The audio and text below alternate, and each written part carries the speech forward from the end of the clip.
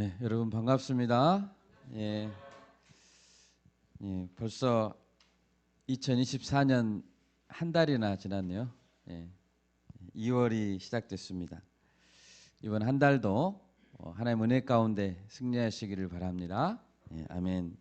이번 달에는 특별히 또 설 연휴도 있고 또 필리핀 단기 선교도 있는데요. 특별히 가족 복음화를 위해서 많이 기도하면 좋겠습니다. 계속해서 신명기 말씀을 보고 있습니다. 모세는 약속의 땅에 들어가기에 앞서서 이스라엘 백성에게 그 땅에 들어가면 실천해야 될 실질적인 성도로서의 삶의 자세를 가르쳐주고 있습니다.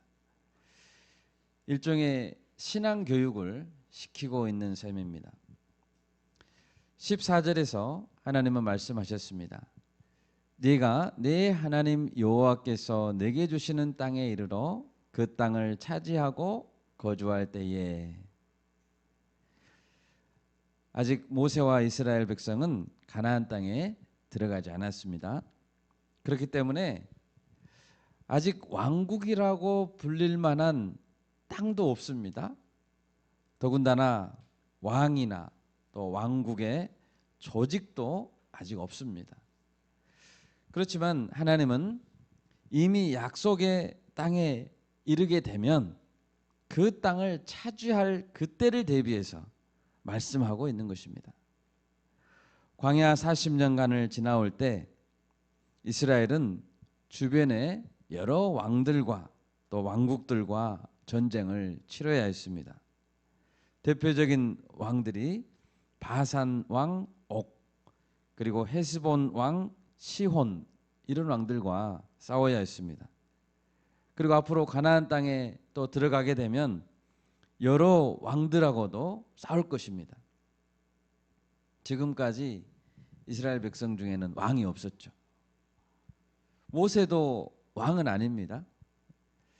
이스라엘 백성 중에 조직이 있었습니다. 물론 각 지파의 족장들, 대표들도 있었고 천부장, 백부장, 50부장, 10부장 이런 체계도 있었고 또 장로들도 있었다고 했습니다. 그러나 그것은 왕국의 체계는 아니었습니다. 모세도 왕은 아직 아니었죠. 오직 지도자가 하나님께 묻고 순종하는 소위 신정국가였습니다. 그들의 왕은 하나님이셨습니다. 아멘. 그런데 사람들은 보여지는 것에 매력을 느끼게 되어 있습니다. 주변의 왕들을 보면, 가나안 민족의 여러 왕들을 보면 그들의 화려한 복장, 또 왕이 이끄는 군사들에게서 힘을 느낄 수가 있었습니다. 그리고 그것을 보면서 사람들은 안도감을 느낄 수도 있었고 위험에서 보호해 줄 것이다 라고 생각할 수도 있었습니다. 그런데 사실 모든 위험에서 백성들을 보호해 주시는 분은 오직 하나님이시죠. 세상 왕은 아닙니다. 우리가 열왕기서나 역대기를 쭉 읽어왔습니다. 그 역대기를 읽어보면 왕이 어떻게 이렇게까지 나라를 망하게 하는가 한심스러울 때가 한두 번이 아니죠. 그리고 그들도 한결같이 다 바르지 못한 왕들이었습니다. 그런 왕들을 백성들이 요구할 때 하나님이 얼마나 안타까우셨겠습니까? 그런데 하나님은 백성들의 마음을 잘 아셨습니다. 그리고 백성들이 주위의 민족들처럼 왕을 세워야겠습니다라는 그런 생각이 날 때 왕을 줘야 되겠다 이렇게 허락하신 것입니다. 왕의 제도가 반드시 필요한 것은 아니지만 그래도 백성들을 위해서 그런 제도를 허락하신 것입니다. 오늘 말씀의 제목은 하나님 경외하기를 배우라입니다. 오늘 말씀에서 첫 번째로 왕을 세울 때 하나님은 택하신 자를, 하나님이 택하신 자를 왕으로 세워야 된다라고 말씀하시고 계십니다. 15절을 보십시오.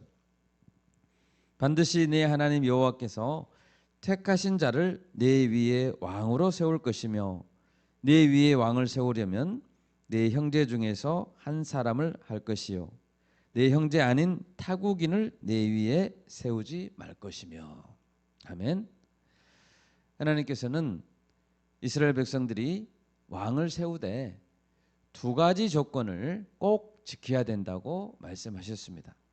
그 첫 번째 조건은 여호와 하나님이 택하신 자야 된다라는 것입니다. 이 조건은 다양한 공동체 리더들에게도 똑같이 적용될 수 있습니다. 하나님께서 세우신 리더는 어떤 사람이 되어야 됩니까? 하나님 여호와께서 택하신 사람이 되어야 됩니다. 자기가 나서서 스스로를 높이면서 리더가 되려고 하는 자는 안 된다는 것이죠. 다양한 능력의 스펙을 쌓고 객관적으로 능력이 입증된 자도 아닙니다. 가장 싸움을 잘하는 용사도 아니고 가장 인기가 많은 가장 잘생긴 사람도 아닙니다. 하나님께서 세우신 리더는 다수결로 선출하지 않았습니다. 예를 들어 볼까요? 하나님께서 다윗을 왕으로 기름 부을 때 어떻게 했습니까? 이스라엘의 초대 왕이었던 사울 왕이 하나님께 불순종하고 버림을 받자 사무엘 선지자는 몹시 슬퍼했습니다. 이때 하나님은 사무엘에게 말씀하셨습니다. 너는 뿔에 기름을 채워가지고 가라. 내가 너를 베들레헴 사람 이새에게로 보내리니 그의 아들 중에서 한 왕을 내가 보았다. 이렇게 말씀하셨습니다. 사무엘이 갔습니다. 아니나 다를까 이새에게는 여러 아들들이 있었습니다. 7명의 아들들을 먼저 보았습니다.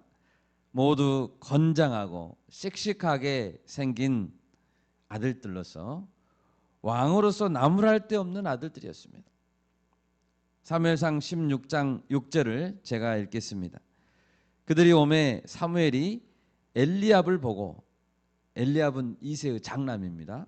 엘리압을 보고 마음에 이르기를 여호와의 기름 부으실 자가 과연 주님 앞에 있도다 이렇게 감탄했습니다. 사무엘이 흡족했습니다. 그런데 여호와께서 사무엘에게 마음속에 말씀하십니다. 사무엘상 16장 7절입니다. 여호와께서 사무엘에게 이르시되 그의 용모와 키를 보지 말라. 내가 이미 그를 버렸노라.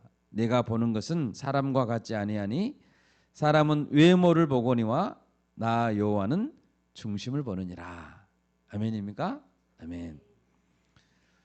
여러분, 왜 하나님이 선택하신 자를 리더로 삼아야 됩니까? 단지 이것은 하나님이 하나님 마음대로 하겠다는 뜻이 아닙니다. 사무엘은 뛰어난 선지자였습니다. 사무엘은 하나님께 기도도 많이 했고 영적으로 깨어있는 사람이었습니다. 그렇지만 사무엘이 볼 수 있는 것은 용모와 키였습니다. 오직 하나님만이 마음 중심을 보실 수 있습니다. 아멘. 용모와 키로는 백성을 다스릴 수 없습니다. 하나님을 향한 마음이 있어야 좋은 리더가 될 수 있는 것입니다. 그것을 하나님은 볼 수 있다는 것입니다. 사무엘은 7명의 아들들을 그 앞에 다 지나가게 했습니다. 하나님께서 7명의 아들들을 다 택하시지 않자 사무엘이 이새에게 물었습니다. 네 아들들이 여기 다 있느냐? 이새가 말합니다. 아직 막내가 남았는데 그는 변변치 못해서 양을 지키고 있습니다. 여러분, 이새는 아버지죠. 8명의 아들들의 친아버지입니다. 그 아버지는 8명의 아들들을 아주 어릴 때부터 쭉 지켜본 친아버지예요. 그런데 그 아버지 이새도 판단하기를 막내 다윗은 왕이 될 자가 아니라고 생각한 것입니다.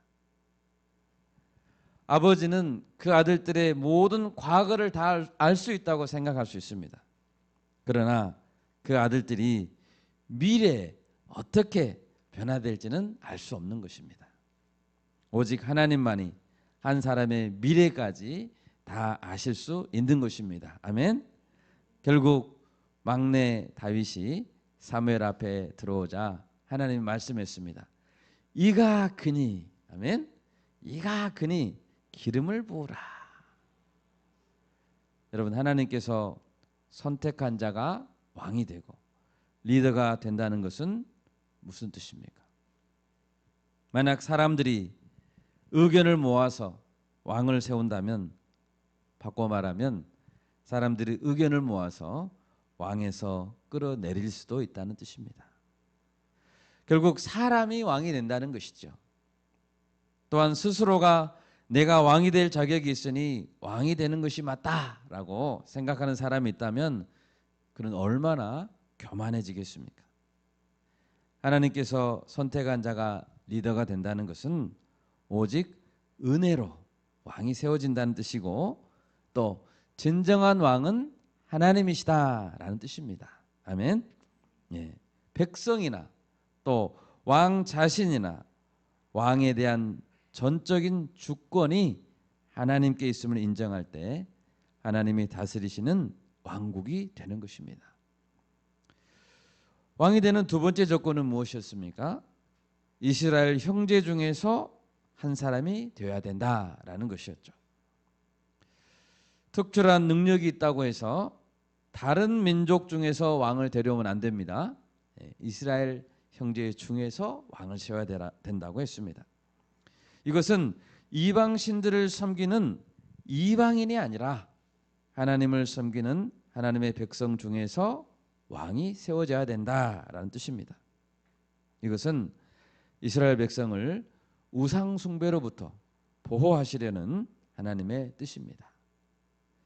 또한 형제 중에서라는 것은 왕이나 백성이나 누구나 하나님 앞에서는 동등한 형제라는 뜻이죠. 하나님의 백성 중에 한 명이라는 뜻입니다. 왕도. 여러분, 왕이나 공동체 리더는 특별히 위대한 사람이 아닙니다. 오직 위대하신 분은 하나님이십니다. 아멘. 리더가 된 자도 또 그를 바라보는 백성들도 하나님만을 왕으로 섬기는 공동체가 바른 공동체입니다. 여러분, 어떤 리더가 좋은 리더입니까? 하나님을 나의 왕으로 섬기는 리더가 좋은 리더입니다. 오늘 본문에서 두 번째로 왕은 다른 힘을 의지하지 말아야 된다라고 말하고 있습니다. 16절과 17절을 보십시오. 하나님은 왕이 된 자가 의지하지 말아야 될 것을 세 가지를 말하고 있습니다. 첫 번째는 많은 병마를 두지 말라. 두 번째는 많은 아내를 두지 말라. 세 번째는 많은 은금을 쌓아두지 말라고 말씀하셨습니다. 먼저 많은 병마를 두지 말라고 하십니다. 병마란 군사용으로 쓰는 말이죠. 병거, 마병을 뜻합니다. 요즘 군대로 보자면 탱크 또는 기갑부대를 말하는 병력입니다. 그런데 하나님의 군대는 이런 인간적인 병기에 의존하지 말아야 된다고 말씀하고 계십니다. 다 같이 이사야 31장을 한번 찾아보겠습니다. 구약성경 1003페이지입니다. 이사야 31장입니다.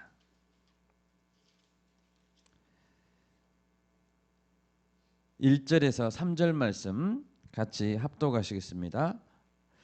도움을 구하러 애굽으로 내려가는 자들은 화 있을진저 그들은 말을 의지하며 병거의 많음과 마병의 심히 강함을 의지하고 이스라엘의 거룩한 일을 앙모하지 아니하며 여호와를 구하지 아니하나니 여호와께서도 지혜로우신즉 재앙을 내리실 것이라. 그의 말씀들을 변하게 하지 아니하시고 일어나서 악행하는 자들의 집을 치시며 행악을 돕는 자들을 치시리니 애굽은 사람이요 신이 아니며 그들의 말들은 육체요 영이 아니라 여호와께서 그의 손을 펴시면 돕는 자도 넘어지며 도움을 받는 자도 엎드러져서 다 함께 멸망하리라. 아멘. 주변의 강대국을 의지하거나 군사력을 의지하고 과시하는 왕들은 반드시 멸망당할 것입니다. 여러분, 소년 다윗이 골리앗을 향해서 돌진했죠. 그때 다윗이 했던 말이 유명한 말이 있습니다. 여호와의 구원하심이 칼과 창에 있지 아니함을 이 무리에게 알게 하리라. 전쟁은 여호와께 속한 것인즉 그가 너희를 우리 손에 넘기시리라. 이렇게 외치면서 골리앗에게 도전했습니다. 그리고 승리했죠. 아멘. 여호와의 구원은 칼과 창에 있지 않습니다. 아멘. 또한 왕은 많은 아내를 두지 말아야 된다고 말씀합니다. 이것은 두 가지 면이 있습니다. 한 가지는 육신의 탐욕에 대한 절제를 말하고 있는 것입니다. 또 하나는 정략 결혼을 통해서 후궁을 두면서 이웃 국가들의 힘을 의지하지 말라는 뜻입니다. 세 번째는 많은 은금을 쌓아두지 말아야 된다고 말씀하셨습니다. 재물을 미래에 대한 보장으로 삼는다면 그것도 하나님을 의지하지 않는 것입니다. 여러분, 이 세 가지 금지한 사항에 있어서 전부 지키지 않았던 대표적인 왕은 바로 솔로몬입니다. 열왕기상 10장 26절에 보면 솔로몬은 병거가 1,400대요. 마병이 12,000명이었습니다. 솔로몬은 애굽에서 병거와 말을 사들였습니다. 그 시대의 은을 돌같이 흔하게 하고 백향목을 평지에 뽕나무같이 많게 하였습니다. 은과 금을 쌓아놓는 것이었죠. 또한 솔로몬은 얼마나 많은 후궁을 두었습니까? 열왕기상 11장 3, 4절을 제가 읽겠습니다. 솔로몬 왕은 후궁이 700명이요 첩이 300명이라. 그의 여인들이 왕의 마음을 돌아서게 하였더라. 솔로몬의 나이가 많을 때에 그의 여인들이 그의 마음을 돌려 다른 신들을 따르게 하였으므로 왕의 마음이 그의 아버지 다윗의 마음과 같이 아니하여 그의 하나님 여호와 앞에 온전하지 못하였다. 이 모든 것은 결국 다른 신을 따르게 하는 이유가 되었던 것입니다. 병마와 아내들과 은금은 다른 신을 쫓게 만든다고요. 그 결과 솔로몬의 아들 때에 왕국은 두 조각이 나고 동족 간의 전쟁을 해야 했습니다. 여러분, 힘과 돈은 많을수록 좋은가요? 힘과 돈은 많을수록 좋습니까? 네, 아닙니다. 꼭 필요한 만큼만 있어야 좋은 것입니다. 다 같이 잠언 30장을 찾아보겠습니다. 잠언 30장입니다. 구약성경 945페이지입니다.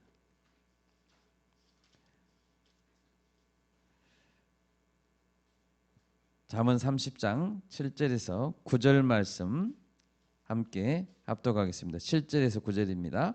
내가 두 가지를 주께 구하였사오니 내가 죽기 전에 내게 거절하지 마시옵소서. 곧 헛된 것과 거짓말을 내게서 멀리하옵시며 나를 가난하게도 마옵시고 부하게도 마옵시고 오직 필요한 양식으로 나를 먹이시옵소서. 혹 내가 배불러서 하나님을 모른다 여호와가 누구냐 할까 하오며 혹 내가 가난하여 도둑질하고 내 하나님의 이름을 욕되게 할까 두려워함이니이다. 아멘. 돈과 힘은 많을수록 좋은 게 아닙니다. 이 글은 아굴이라는 지혜자의 말입니다. 그는 하나님께 두 가지를 구했습니다. 첫째는 헛된 말, 거짓말을 멀리하게 해달라고 기도했습니다. 두 번째는 꼭 필요한 만큼의 일용할 양식을 달라고 기도했습니다. 너무 많이 주시면 배불러서 하나님을 잊어버리게 되고 너무 적게 주시면 남의 것을 도적질할까 두렵다고 했습니다. 여러분, 얼마나 지혜로운 기도입니까? 우리도 예수님께서 가르쳐 주신 기도가 있죠. 일용할 양식을 주옵시고. 세상의 것들을 의지하지 않고 오직 하나님만을 의지하는 법을 배울 수 있기를 바랍니다. 아멘. 오늘 세 번째로 왕은 하나님 경외하기를 배워야 된다라고 말씀하고 있습니다. 본문 18절 19절입니다. 그가 왕위에 오르거든 이 율법서의 등사본을 레위 사람 제사장 앞에서 책에 기록하여 평생에 자기 옆에 두고 읽어 그의 하나님 여호와 경외하기를 배우며 이 율법의 모든 말과 이 규례를 지켜 행할 것이라. 아멘. 율법 책들은 레위인들이 보관하고 있었죠. 왕위에 오른 사람은 이 율법 책들의 카피본, 사본을 만들어서 평생에 자기 가까이 옆에 두고 날마다 읽어야 된다라고 했습니다. 여호수아 1장 8절에서 유명한 말씀이 있죠. 이 율법책을 내 입에서 떠나지 말게 하며 주야로 그것을 묵상하여 그 안에 기록된 대로 다 지켜 행하라. 그리하면 네 길이 평탄하게 될 것이며 네가 형통하리라. 아멘. 여기서도 주야로 그것을 묵상하라고 했습니다. 시편 1편의 1, 2절을 제가 읽겠습니다. 복 있는 사람은 악인들의 꾀를 따르지 아니하며 죄인들의 길에 서지 아니하며 오만한 자들의 자리에 앉지 아니하고 오직 여호와의 율법을 즐거워하여 그의 율법을 주야로 묵상하는도다. 아멘. 정말로 하나님의 말씀을 사모하는 자는 날마다 아침과 저녁에 말씀을 묵상합니다. 여러분 왜 그렇게 자주 묵상합니까? 여호와의 율법을 즐거워하기 때문입니다. 즐겁기 때문입니다. 저도 두 가지 방법을 추천해 드립니다. 아침에는 한 본문을 가지고 심도 있게 묵상한다면 저녁에는 하루를 마무리하면서 성경을 통독하여 거시적으로 보는 것입니다. 왕이 백성을 다스리는 그 근간은 무엇입니까? 그것은 하나님의 율법이 되어야 됩니다. 열왕기사나 역대기를 보면 실제로 이 말씀대로 하나님의 율법을 즐거워하고 말씀에 따라 개혁하려고 했던 왕들의 시대에는 하나님께서 큰 복을 주셨습니다. 그러나 말씀을 멀리하고 우상을 숭배했던 왕들의 시대에는 온갖 재앙과 전쟁에 시달려야 했습니다. 하나님은 다른 민족들에게 심지어 약탈과 유린을 당하는 그런 상황을 허락해서라도 그들이 말씀으로 돌이키도록 징계했습니다. 우리는 조금만 방심해도 말씀을 잊어버립니다. 말씀에 대한 절대성을 상실하기가 너무 쉽습니다. 여러분 신앙이란 무엇입니까? 사람들은 누구나 신앙을 가지고 있습니다. 무엇을 믿든지 믿습니다.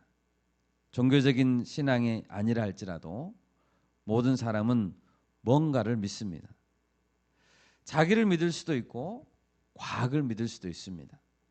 과학을 신뢰하는 것도 일종의 신앙입니다. 하나님을 믿지 않는 모든 것은 하나님 외에 우상을 믿는 것입니다. 여러분 첫사람 아담과 하와가 선악과를 따먹고 하나님에게서 멀어진 이유는 무엇이었습니까? 그것은 하나님의 말씀, 계명에 대한 거역이었기 때문입니다.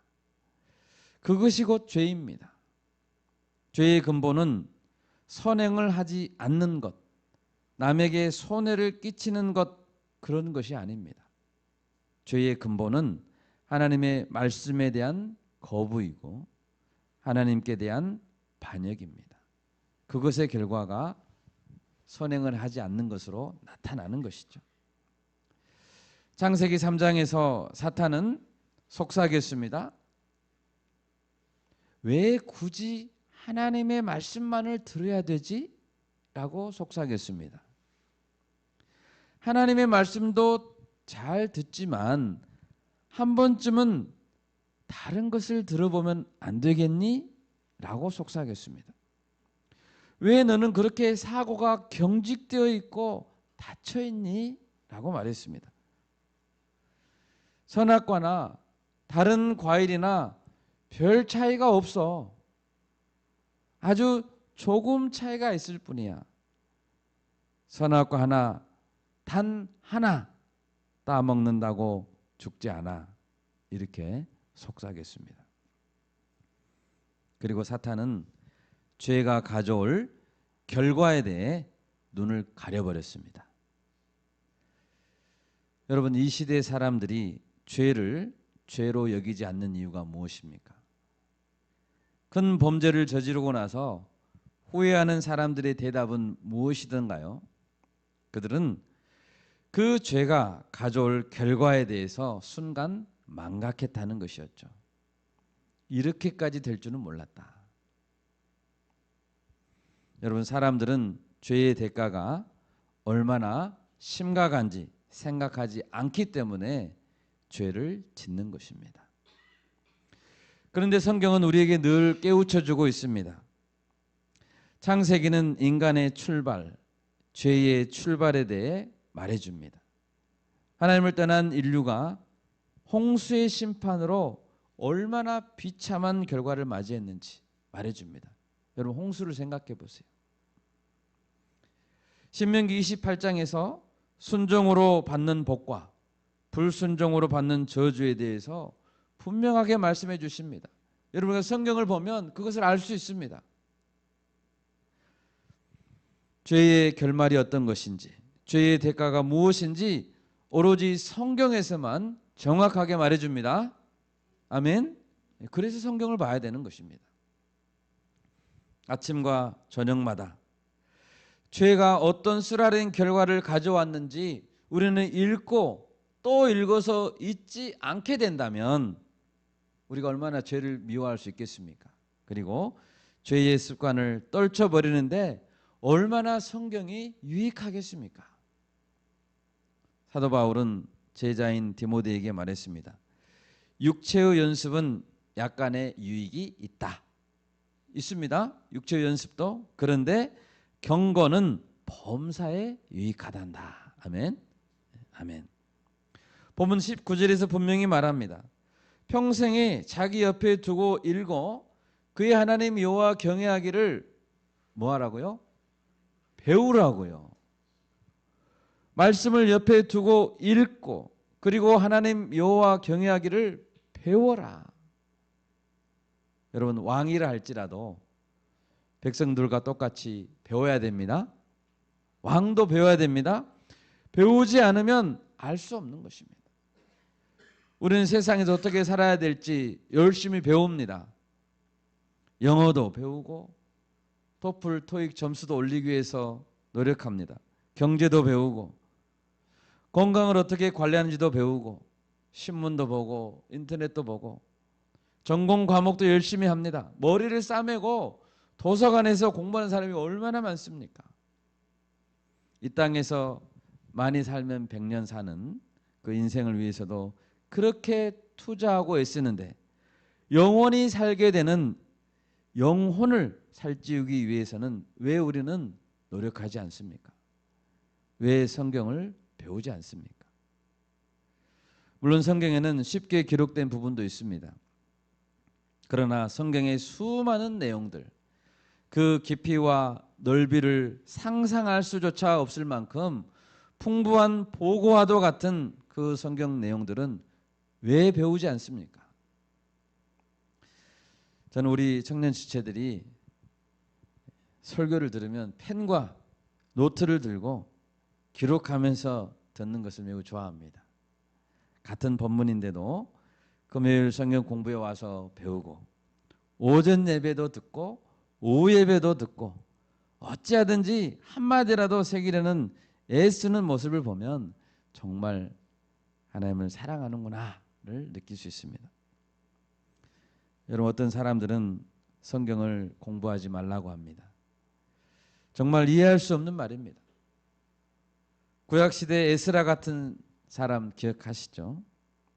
에스라는 바벨론에서 포로였던 자들과 함께 예루살렘으로 귀환했습니다. 그가 예루살렘에 도착한 후에 한 가지 결심을 했습니다. 에스라 7장 10절입니다. 에스라가 여호와의 율법을 연구하여 뭐하여? 연구하여 준행하며 율례와 규례를 이스라엘에게 가르치기로 결심하였더라. 그는 무엇을 결심했습니까? 율법을 연구하기로 결심했습니다. 그리고 성경을 가르치기로 결심했습니다. 자기 연구만 하는 거 아닙니다. 연구해서 뭐 하려고 한다고요? 가르쳐야 되겠다. 그는 연구만 하고 혼자 깨닫는 데서 그치지 않고 부지런히 성경 공부를 시키기로 결심했습니다. 왜요? 성경을 가르치지 않으면, 귀환한 이스라엘 백성들이 성경을 배우지 않으면 변화되지 않기 때문입니다. 여러분, 사람이 어떻게 해야 성경의 뜻을 알 수 있습니까? 연구해야 알 수 있습니다. 산에 혼자 올라가서 조용히 명상한다고 깨달아지지 않습니다. 명상은 위험한 방법입니다. 여러분, 우리는 예수님을 만나야 됩니다. 어떻게 예수님을 만날 수 있고 어떻게 하나님을 알 수 있을까요? 우리가 하나님께 갈 수 없습니다. 그래서 우리가 가서 만날 수 없기 때문에 우리는 계시라는 방법을 통해서만 하나님을 만날 수 있습니다. 우리는 하나님이 보여주신 것만, 계시하시는 것만 볼 수 있습니다. 아멘입니까? 아멘. 계시에는 크게 두 가지가 있습니다. 첫 번째는 자연 계시입니다. 자연 만물을 보면 하나님의 존재를 깨달을 수 있다는 것이죠. 그런데 자연 계시만 가지고는 하나님에 대해, 하나님의 구원에 대해 제대로 알 수 없습니다. 구원받은 믿음을 위해서는 두 번째 계시인 특별 계시가 필요합니다. 하나님이 직접적인 나타나심이죠. 가장 확실한 특별 계시는 예수 그리스도의 성육신입니다. 그리고 또 다른 확실한 특별 계시가 있는데 그것은 성경 말씀입니다. 그리고 물론 특별 계시에는 꿈도 있고 환상도 있습니다. 꿈이나 환상 같은 직통 계시는 사도 시대에 끝났다고 보는 것이 바른 신학적인 견해입니다. 직통 계시로 만날 수 있는 특별 계시가 더 이상 존재하지 않다면 이제 우리가 하나님을 만날 수 있는 길은 무엇입니까? 오직 성경 말씀밖에 없습니다. 소요리문답 문 2번입니다. 하나님을 영화롭게 하고 즐거워하기 위해 하나님이 우리에게 주신 법칙은 무엇입니까? 그 문제의 답은 이것입니다. 하나님을 영화롭게 하고 즐거워하는 것을 가르쳐주는 유일한 법칙은 신구약 성경에 기록된 하나님의 말씀입니다. 아멘? 하나님을 영화롭게 하고 즐거워하는 것을 가르쳐주는 유일한 법칙은 신구약 성경에 기록된 하나님의 말씀입니다. 여러분, 예수님이 이런 말씀하셨죠. 모든 성경이 내게 대해 기록한 것이니라. 아멘. 우리가 먼저 예수님을 만났습니다. 먼저 예수님을 만났다면 우리가 전도한 새신자는 어떻게 만나야 되죠? 예수님을. 우리 다음 세대, 우리 아이들은 예수님을 어떻게 만나야 됩니까? 성경을 통해 만나야 됩니다. 하나님의 은혜를 다음 세대에 알게 하는 가장 확실한 방법은 하나님의 기록된 말씀입니다. 기록된 성경 말씀을 전수하고, 번역이 안 돼 있으면 번역해주고, 전수하고 가르쳐주는 길 외에 다른 길은 없습니다. 하나님을 영화롭게 하고 즐거워하게 하는 법, 활기차게 신앙생활하게 하는 법을 깨닫게 하려면 유일한 법칙인 하나님의 말씀을 배워야 하는 것입니다. 여러분, 우리는 설교를 듣고 말씀을 읽고 공부해야 하나님을 알 수 있습니다. 율법을 반복해서 읽고 단어의 뜻도 찾아보고 그 글이 기록된 배경도 조사해보고 전후 문맥과 비교해보고 다른 본문과의 어떤 차이가 있는지 비교해보고 그 말씀을 주신 참된 하나님의 뜻을 알아야 합니다. 우리가 열왕기상 역대기를 읽을 때 어떻게 이스라엘의 역사를 모른다면, 배경을 모른다면 이해할 수 있을까요? 이것은 목사님, 전도사님들만 하는 것이 아닙니다. 모든 성도들이 힘 닿는 데까지 알기에 힘써야 됩니다. 아멘. 하나님은 호세아 선지자에게 이렇게 말했습니다. 호세아 4장 1, 2절을 제가 읽겠습니다. 이스라엘 자손들아, 여호와의 말씀을 들으라. 여호와께서 이 땅 주민과 논쟁하시나니 이 땅에는 진실도 없고 인애도 없고 하나님을 아는 지식도 없고 오직 저주와 속임과 살인과 도둑질과 간음뿐이요 포악하여 피가 피를 뒤이음이라. 여러분, 저주와 속임과 살인과 도둑질이 왜 있었습니까? 하나님을 아는 지식이 없기 때문입니다. 호세아 4장 6절에서 말씀하십니다. 내 백성이 지식이 없으므로 망하는도다.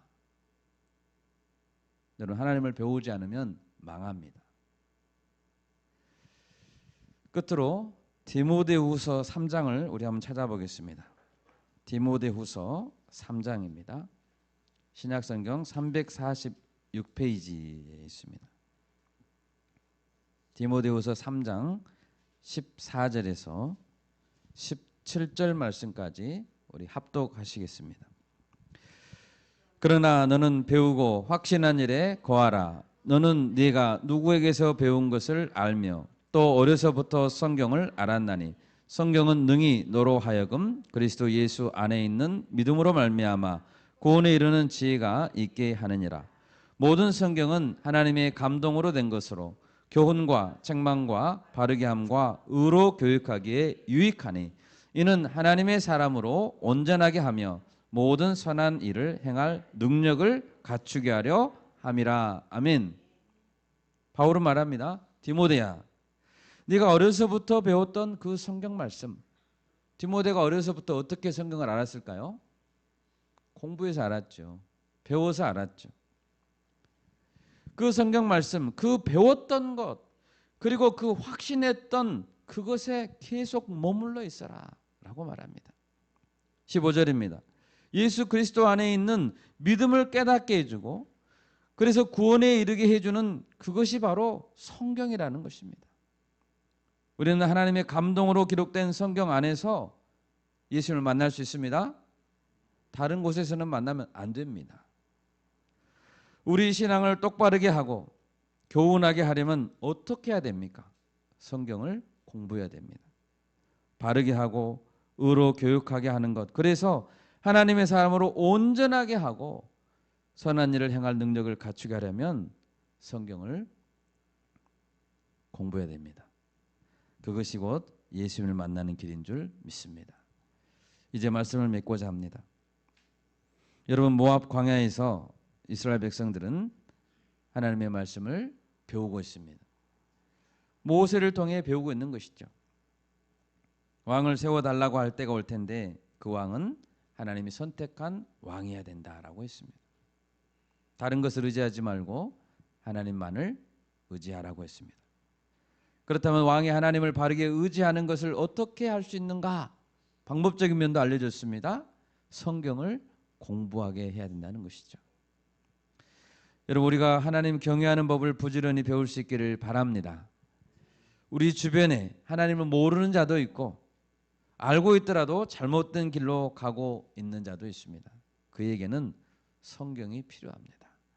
우리를 통해, 우리 교회를 통해 광주 전남 지역에 하나님을 아는 지식이 충만해질 수 있기를 간절히 바랍니다. 아멘. 제가 기도하겠습니다.